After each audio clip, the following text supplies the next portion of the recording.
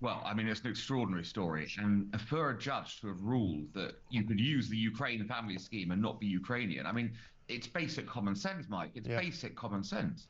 This is, extraordinary judicial activism suggesting that somebody who has wrongly applied for a scheme should be allowed in anyway. I mean, we all know, everyone listening knows the answer is you applied on the wrong scheme. The answer is no, and yet the answer is yes. Right. How does that work? And also, I'm not sure I trust Keir Starmer, who tried to make out that it was a Tory decision to allow this to happen, when in fact the ruling came out in January of this year. But when he says that, Yvette Cooper's Home Office team is already looking to close the loophole, that's not the same as closing the loophole, is it?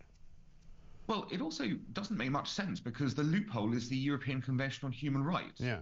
So, that's what's been applied here. That's what's been told they can come in anyway under that, on the basis of that, sort of piece of, a treaty that we're part of. Yes. So when you say closing the loophole, is that him by the back door suggesting that we're either going to reform or withdraw from the ECHR? If it is, we should know about it full, up front and centre, because that's the loophole that's been used here. Right. And if you're going to close that loophole, then you might as well close all the other loopholes, like the ones that we've seen in all sorts of other cases, like, the guy with the chicken nuggets and his son, the Pakistani paedophile.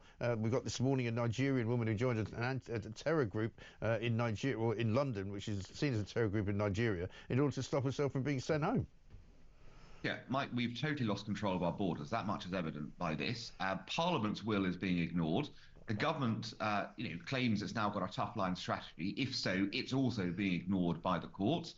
Somehow we've got to re-establish the idea of parliamentary sovereignty and what Parliament votes on actually being the law in this country when it comes to issues like immigration that politicians and the public want action on. Well, exactly right, because otherwise we've got basically government laws and the future of our country being made by immigration sort of lawyers who have become judges and who have clearly been infected by the sort of woke mind virus. And I don't say that lightly. It turns out that this particular guy is the son of a former Guardian writer who consistently writes pro-Palestinian treaties everywhere, and has called the Israeli situation with Palestine as genocide. Yes, I mean, I don't like visiting the sins of the parents on the children, but this does seem to be a very unfortunate, shall we say, coincidence in this particular case. Yes. But the reality is, going back to the main issue here, judges are making the rules now, not politicians. That is not sustainable in a democracy like Britain, where Parliament is supposed to be sovereign. Yes, exactly right. And also we left the European Union for precisely the reason that we didn't want this kind of thing to be going on. And I know that the old tropes will come out and go, yes, but this has nothing to do with the EU. Well, it's got everything to do with the EU, actually, hasn't it?